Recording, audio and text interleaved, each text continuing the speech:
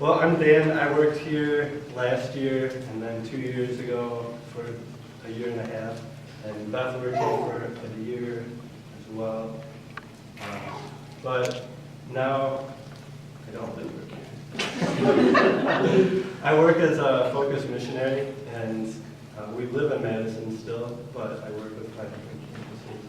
That'll be part of what we talk about with marriage, because I travel a lot, and there are a lot of sacrifices that go into marriage, and I'm sure that Beth will be able to articulate those better than I would myself.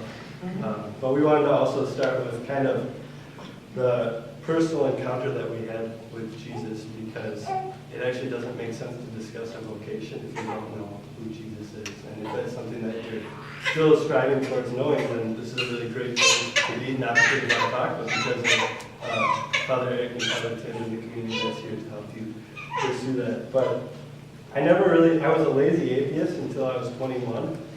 And I didn't have any reasoning for being an atheist, but my life was a lot easier and I thought more fun because of that. And my roommate invited me to come to Ash Wednesday Mass with him. And actually he invited me to come to Mass with him like every Sunday for 4 years.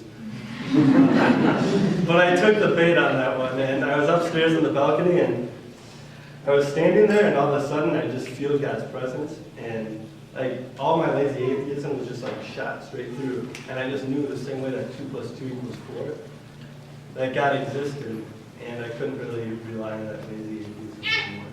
And immediately when I knew that God existed, I knew there were millions of people like me, so all I wanted to do was to find out how to tell the whole world about it, because it didn't really seem fair that I would get to experience that, and I know so many people wouldn't.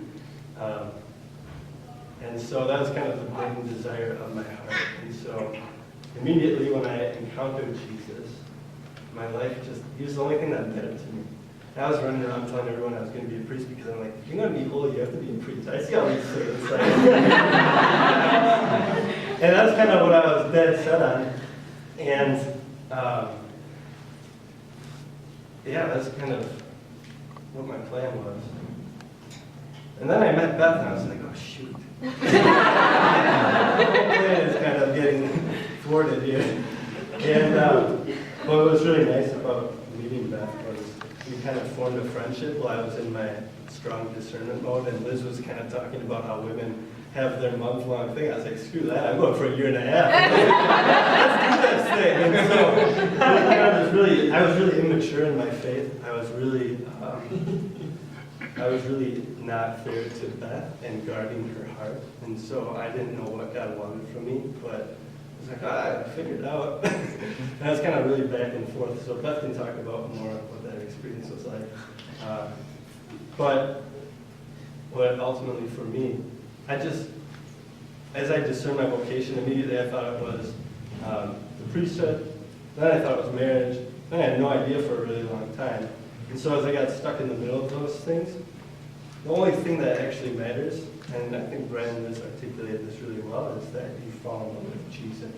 And that's all I tried to do, because I believed that if I fell more in love with Jesus Christ, then he would bring me to wherever I was supposed to go. And it didn't make any difference, actually, whether it was the priesthood or marriage, because both of those vocations are only to bring you closer to himself. And that's kind of what I came to realize. So I'm going to let Beth share her portion as well, and then circle back to me. So instead of being a lazy atheist, I was just a lazy Catholic growing up.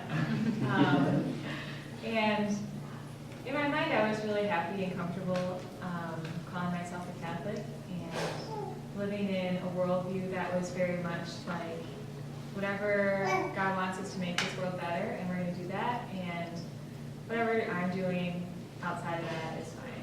So if I can go on a great service trip and bring peace on earth, then life will be great. So when I came to college, I again was kind of settled and well, it doesn't really matter what I do, I'm going to work to change the world for the better, and then whatever I do on weekends or whatever I'll sign into is fine. But during my sophomore year of college, the Lord started reeling me in a little bit more. And it started with this awareness that I was sinning, and that was really sad, like really uncomfortable. And it's kind of that feeling like when you go to sleep at night and you're thinking about, ugh, this is just, the way that this is just not right. And so after a couple months of feeling that way, going to sleep at night and feeling that way, I asked for some help in figuring out how to go back to confession, which I hadn't done since I was a lot younger.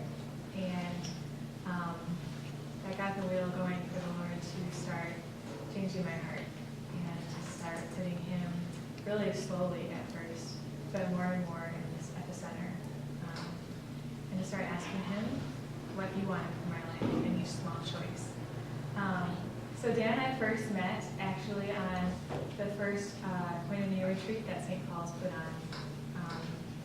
And sat at the same table for one meal. I remember who doesn't. It's kind of... You made an impact on him, but that's okay. Love it for sight. But that's okay. I knew a lot of people. He was meeting everyone for the first time.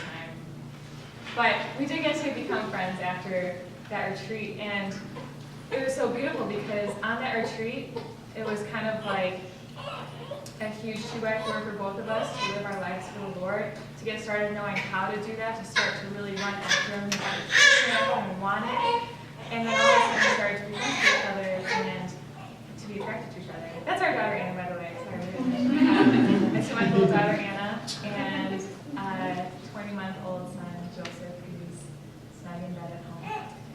Anyway, so this encounter with Christ is what set the wheels in motion for us to find our vocation and providentially to get to know each other as that. So in the midst of this, we're kind of like fresh to this whole everything's different because I really love Jesus thing. Dating is supposed to be different. So how are we going to date each other? And we both have been in relationships that were pretty much like anyone else in the world would have. But how is this supposed to be different? Because we really want to follow Jesus. And so that took like a big shift in our worldview about chastity and like, why are we making the sacrifice of chastity? Why are we doing things differently than a lot of our friends or a lot of the world? But as we started dating, we also were just starting a vocation at the same time. Some might not call it the best idea because it led to some troubles. We dated for like a month and then we broke it off because thought he was supposed to be a priest. And then a month later we got back together because we thought that wasn't right. And then Spirit was moving. And then stayed for a couple more months and then broke it off again because Dan thought he wanted to be a priest. Moving strong. But then we knew for sure we were supposed to get married, or we were supposed to be called to marriage, so we got back together. And then a couple months later, Dan broke it off again. He thought he was supposed to be a priest. There were some really good things that came from this because that third time we broke up, I really thought it was over at that point. I was like, okay, just forget it, let me go. And it was the beginning of the year that I worked at St. Paul's. And so I was trying to invest in a lot of other people, and God let me have that moment to see the freedom that comes with a single life.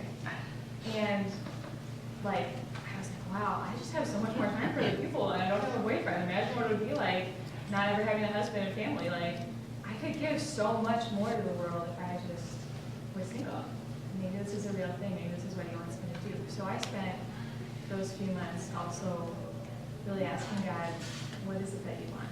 What is it that You want to give me to fulfill the deepest longings of my heart? And after a lot of prayer, we both came to know that the Lord was calling us to marriage. And so we got ourselves back together. And then... Fourth time's the charm. We messed that up with that Our second first three. date was really cute. Dan had like got us together and made our houses. It was really a good first date. I remember it. Okay, so eventually, later on that year, Dan asked me to be his wife, and in that proposal, gave me this beautiful engagement ring. And he told me that it has 3 little stones in it. The middle one's the biggest one. And then he said that he wanted this ring to be a reflection of how our love would be like God's love. In that the 2 of us would be one together, and from us would come our family someday, God willing. And also, just as the Father pours all of his love into the Son, and the Son pours all of his love back into the Father, the Holy Spirit goes out to the world. And so, just in that way, our marriage was set up to be this sign of Christ's love for the church, the love of the Trinity. And I'm really excited when we get to start living it. So, then we got married, and it was really fun. Wedding service was beautiful. And in that nuptial blessing, there's one line that I particularly love and hold very dear, where the priest is praying and he says, "Marriage, the one grace, not forfeit in the fall." And I think about that, like, Adam and Eve in that perfect union with God and with nature and with each other, we're preserved and given the grace to continue loving each other in marriage after the fall. And so, even in the darkness of the struggles that we've faced in our own spiritual lives and our marriage together, we have that hope that God's marriage is something He knows is for us. So, do you want to do the next part, Dan? I want to start the next one. Okay, great. So there are more than 3 little stones. There are 6 little extra stones in there There's too. a lot of, Little extra stones. So the extra stones were representative of children to me when I was picking out the ring, because that's just getting started. We already have 2. We've been married for 3 years. I don't know how many children God will bless us with, but it is something that you kind of look at, you see all the movies, you see all that stuff, and you're like, oh yeah, marriage, what a really beautiful thing, and it can be very selfish. We have probably a lot of struggles that we have to work through as Christians to see marriage for what it actually is and is supposed to be.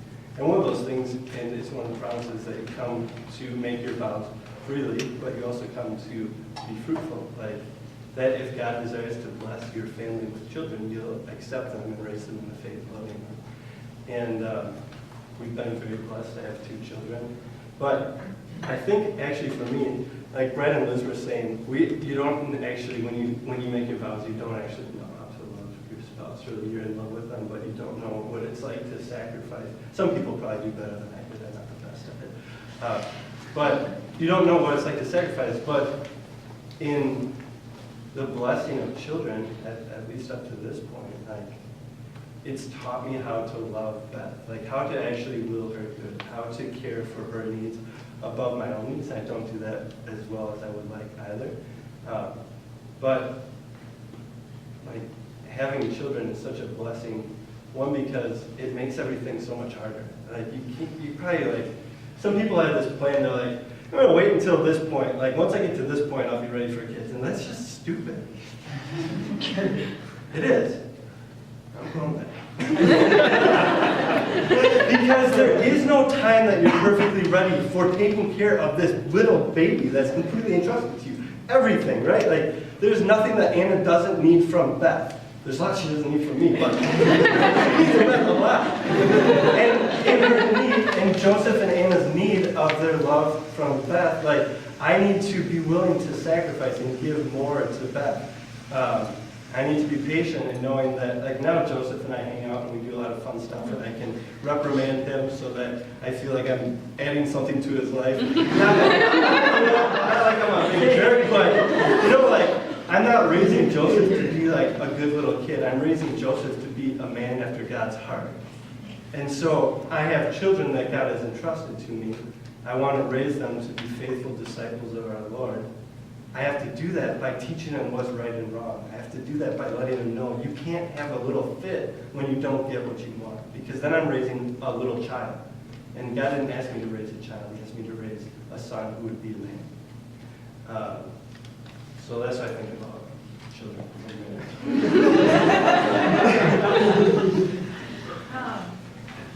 I just wanted to add one thing, two things. The first thing is that you reminded me of something really important I wanted to say about the process of discerning our vocation, especially as we were both pulled to different thoughts about what the Lord wanted us to do, and at the same time had this relationship with each other where we formed this strong attachment to each other. And it was kind of messy, and it was really hard, and I cried all the time, and it was just yucky, and something really beautiful came out of that, and it's the same beautiful thing that Dan was talking about coming out of the struggle of raising children, and that's, you get to know what love really is and live it, because like Dan said, like Pope John Paul II said, to love is to will the good of the other. So when Dan and I were getting back together and breaking up, and I had to ask, do I really want Dan for myself, or do I want what is really good for Dan? If Dan is supposed to be a priest, what is really good for him is for him to go and do that and forget all about me. Do I really want that for him, if that's what God wants, if that's what's really good for him? And in the same way, you know, that's what it is to lay down our lives for each other and for our family each day in raising our children is, do I really want what's good for you? Do I just want you to stop fussing right now so that you can have this cookie and we'll just call it a day? Or do I want what's... I like the cookie.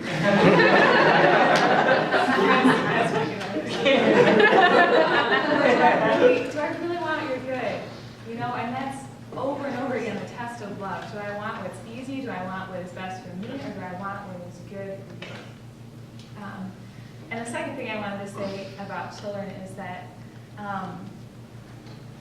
you know, one of the things that was hard for me about choosing and accepting the call to marriage was the fact that sometimes a Christian marriage will look different than society thinks marriage will look. And the truth is sometimes for women that's even more true because we have the grace of being mothers, and sometimes that means that we can't have everything that we ever dreamed of having. And lots of women live this in lots of different ways, but for me, eventually, this has meant staying home with our kids and like not having the career that I spent 100 years in school trying to pursue or dreaming about. What was that? 100 years, you're kind of old. Perfectly great. So, and for me, that meant making some kind of sacrifice to raise these children. And for everyone, that means sacrifice to raise children. But I started to see and to understand a little bit better how marriage is meant not just for us, not just for our holiness, but for the whole world. And that there's nothing more powerful we can do, nothing we can do better for the world than to raise children to know the Lord. And I got to see this a little bit in the last few years, just thinking about a few friends we have who are both like really trying to run after the Lord, really like want to give their whole selves to Him and serve Him. And one of them came from an extremely holy family, like there's no other way to describe it. Like learned character and self-discipline and a desire for God from a very young age, and was raised in that virtue. And the other friend who was not given that blessing, who suffered in relationships with both parents, who was in foster care, who suffered a lot in ways that children shouldn't have to, and never was given like that foundation. And now I see them both. God has shown Himself to them both. They both have hearts open and ready for Him, and I see how much harder it is. How many more obstacles, how many more challenges come without that foundation. And so giving my children that is something I can give the world in an amazing way, and so worth the sacrifice. So marriage isn't just for our holiness, it's for the good of the whole world, to make heaven a really full and beautiful place, full of lots of people. Okay. So I just want to transition to the next part of our talk. We each have one other thing that is kind of, we each have our own side facts about marriage that we've learned. And mine is about submission in marriage. So perhaps some of you have read the rather notorious verse in Ephesians chapter 5. You're welcome to smartphone it up and read this along with me, or pull out your Bible if you want to. Ephesians chapter 5, verse 22 through 33 if you want to. So, just a second, anyone feels that. Sorry. Okay, great. I'll just read it. I'll read it really compellingly. So one day when we were engaged, I was sitting on a couch in Dan's parents' living room, praying through Ephesians. And there's all this really beautiful spiritual stuff in Ephesians. And I get to this part, and so I start reading. Wives, be subject to your husbands as to the Lord. For the husband is the head of the wife, as Christ is the head of the church, his body, and is himself its Savior. As the church is subject to Christ, so let wives be subject in everything to their husbands. I was like, why am I doing this? I started crying right there, like on the couch in his parents' house, which is a really awkward place to burst into tears. I have future-in-laws, I'm the emotionally unstable. This is great. So I was sitting there crying and just like grappling with all of this like garbage that we hear, that the church hates women and that women are just supposed to be submissive in a Christian marriage. And it's just such an ugly concept, an ugly word that was like just polluted in my head for so long. You know, I never really thought about it. And when I read this, it just all came out. I was like, ugh, this is awful. You know, does God really think so little of me? Does God really think that this is what, you know, I need to go submit to some guy so that I can be, like, what the heck is this? And maybe you guys have experienced that distortion of the Lord's word. And it took me a while to start to untangle it. And there are two things that helped me to start to untangle this. And the first was to read a little further and a little further up in the context of this chapter. So if you give me a second, I'll start a little earlier and continue a little longer. Be subject to one another out of reverence for Christ. Wives, be subject to your husbands as to the Lord. For the husband is the head of the wife, as Christ is head of the church, his body, and is himself its Savior. As the church is subject to Christ, so let wives also be subject in everything to their husbands. Husbands, love your wives as Christ loved the church and gave himself up for her, that he might sanctify her, having cleansed her by the washing of water with the word, that he might present the church to himself in splendor, without spot or wrinkle or any such thing, that she might be holy and without blemish.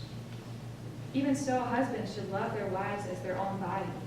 He who loves his wife loves himself. For no man ever hates his own flesh, but nourishes and cherishes it, as Christ does the church, because we are members of his body. And I'll continue on just a little bit later. This mystery is a profound one, and I am saying that it refers to Christ and the church. However, let each one of you love his wife as himself, and let the wife see that she respects her husband. Okay, so step back in a little bit wider angle. We can see from the beginning, be subject to one another out of reverence for Christ. That in this passage, St. Paul is giving us advice about how to serve Christ. Okay, step one. Do I really want that more than anything? Yes. Do I really want that more than my pride? Yes. Do I really want that more than this worldview that I just kind of had in my back pocket? I'm ready. Show me what you want, Lord. This mystery is a profound one, and I am saying that it refers to Christ and the church. Okay. Unpack my suitcase, leave it over there. What are you trying to show me about Christ and the church? Love, sacrifice, right? It's important to note that there are 3 verses here about how the wife should love the husband, and 8 verses about how the husband should love the wife. So who did St. Paul thought needed more advice?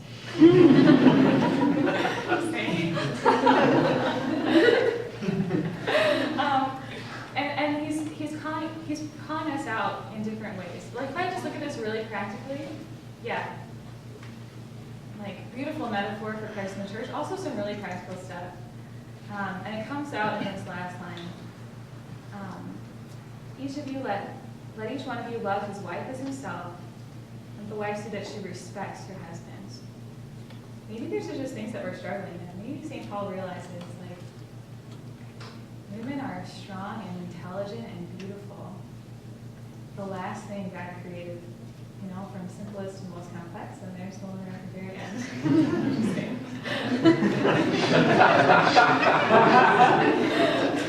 But truly, like, God recognizes women, you have this incredible dignity and grace and strength and intelligence. Maybe it's going to be hard for you to be united to this man because of all of that and your pride. And so St. Paul calls us to respect our husbands. And in his wisdom, I don't understand that completely. I don't know why the word love and like the image of this tenderness, right? Having cleansed her by the washing of water with the word, that he might present the church in splendor. But apparently that's something that men need to focus on too, is that tender love. And so, in the context of the mystery of Christ in the church, how beautiful. That Christ wants to love us and give himself out for us. And we need to let go of our pride, let go of these gifts that we've been given, and follow him. And then the whole book of Ephesians is, here's God's vision for you, and then here's some advice and following in two different groups. And this is the advice that St. Paul gives us in a real practical way. So that helped me untangle it a little bit. Sorry, that was a little meandering. Still getting untangled. But Dan wants to tell you a little bit also about the mission of married couples in the world. And I get to do it from Pope Francis's homily on October 27th. Pope Francis is the best because he always preaches the gospel in his homilies. You know, like he's always straightforward, like this is who you are, this is what you're about. If you're a disciple of Jesus, that means you proclaim Jesus to the world. So he's, this one, if you ever want to find it, it's from October 27th, 2013, and it was the Holy Mass for the family. So he's giving this homily specifically to families that had gathered for a family day, kind of like a family Mass day, which is cool. And the first thing he wants to bring to attention, which I don't want to expand on because Brad and Liz did it very well, but like families have to be a place of prayer. Like you must pray, and even if it's the simplest of prayers, like you have to do that together, and you have to teach one another that. I'm going to go right to my favorite part from the homily. Christian families are missionary families, and he's talking about the second reading, and he's talking about St. Paul, and the Apostle Paul at the end of his life makes a final reckoning and says, I have kept the faith. But how did he keep the faith? Not in a strong box, nor did he hide it underground like the somewhat lazy servant. St. Paul compares his life to a fight and to a race. He kept the faith because he didn't just defend it, but proclaimed it, spread it, brought it to distant lands. He stood up to all those who wanted to preserve, to embalm the message of Christ within the limits of Palestine. This is why he made courageous decisions. He went into hostile territory. He let himself be challenged by distant peoples and different cultures. He spoke frankly and fearlessly. St. Paul kept the faith because in the same way that he received it, he gave it away. He went out to the fringes and didn't dig himself into defensive position. And I think that's really important. It goes back to the idea of, like, we're talking about a sacrament. We're talking about the sacrament of matrimony and marriage. And so many people have this idea that it's for ourselves. Even the idea of, like, actually my primary responsibility for the rest of my life now is to help Beth to become a saint. Absolutely true. But that doesn't allow me to forget about the millions of souls that are in the world that have never heard the gospel. I've never encountered Jesus Christ. Pope Francis is very clearly speaking to these families. And he follows that up, and that's where he says Christian families are missionary families. But it's not the priest's job. It is, but it's also ours. It's not the bishop's. Like, it is, but it's also ours. Like, if we are called to a vocation that is a family, it's like from the reading that Beth was reading, husbands, love your wives as Christ loved the church and gave himself up for her. Like, if marriage is to reveal the love that God has for the world, it cannot be contained in itself. specifically between two persons, which is where we have the openness to life. But either way, openness, if you receive children or if you don't, like, that call to be fruitful and multiply extends beyond just, like Beth said, we want to populate heaven with God's children. We aren't going to do that just the two of us.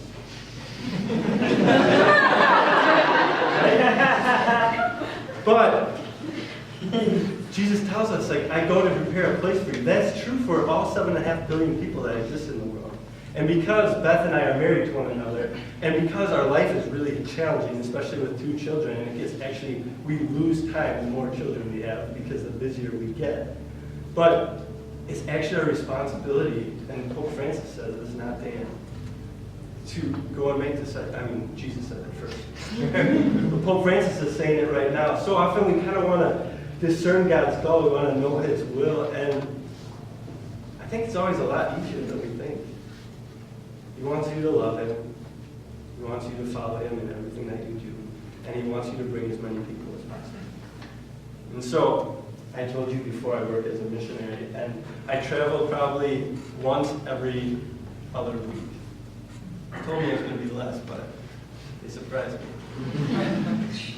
And it's really hard. Every time I leave my family, it's the worst thing in the world. Every time I look down at Joseph, he's got just the cutest little eyes. This is another thing I didn't mention about children. But if you want to understand love of the Father, there's nothing like looking at your son.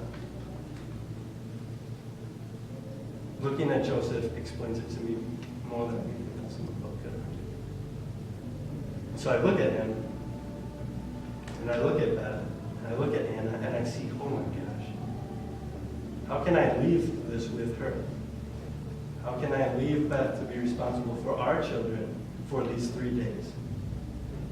Knowing that she'll be up all night feeding Anna, that Joseph doesn't take a break. He's like the least taking a break child in history. All he wants to do is have attention and be doing something. And I look at it, and it just breaks my heart. And then I think of how silly that is, because I think of the Father sending His Son into the world, His only begotten Son, so that He could sacrifice Himself, so that He could give His life away, so that we could live eternally, so that we could become adopted children of the Father, so that we could know that, well, God is just, He is also full of mercy. And that is not a message for just Dan and Beth. That is not a message for Dan, Beth, Joseph, and Anna. That's a message for the world. And so when I leave, I sit down and I pray with Joseph and I say, Jesus, please take this sacrifice that I offer to you, this sacrifice of my time with my children and with my family, and pour grace into the world so that they may know you. Because there is only one mission, there is only one purpose to our life. And it's to know Jesus and to help the world to know Him. He sacrificed everything to redeem the world. And a marriage is as intimately a part of that as the priesthood. It's different.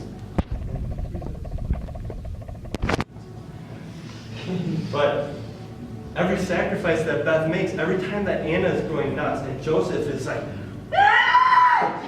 because she's feeding Anna and I'm trying to be on the phone or whatever, but we can take that and we can just be like, this sucks. Like, this is not what we said when we said I do. But what we said when we said I do. And we could waste all of it. And we could be selfish and we could think this is really hard and unpleasant. Or we could think, Jesus, thank you for letting me die to myself. Please take these little selfish pieces of my heart and bring them to your cross so that I can be united to you and you can be united more fully to the world.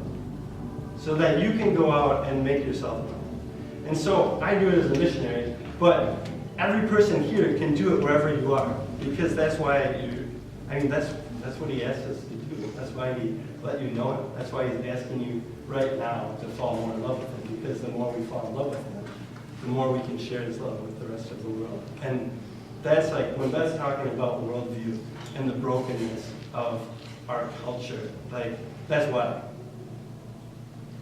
Families are not rooted in Jesus Christ. They do not believe that He is the cornerstone. And there is nothing else that, it's like the parable of the house and building it on sand. Anything, any part of your family that's not firmly built in Jesus Christ will just fall away. Because marriage is a gift to Beth and I, but it's a gift that he's using to bring closer to him. And if we do anything that's not bringing us closer to him, he's going to reveal it to us in some way. And so, I just love what Pope Francis said. That was the little part that I wanted to add about marriage because it's really important. And other families look to you.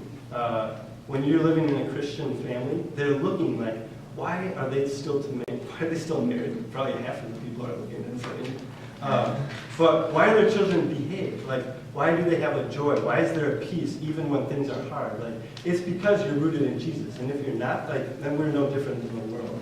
And we have nothing to really offer to it.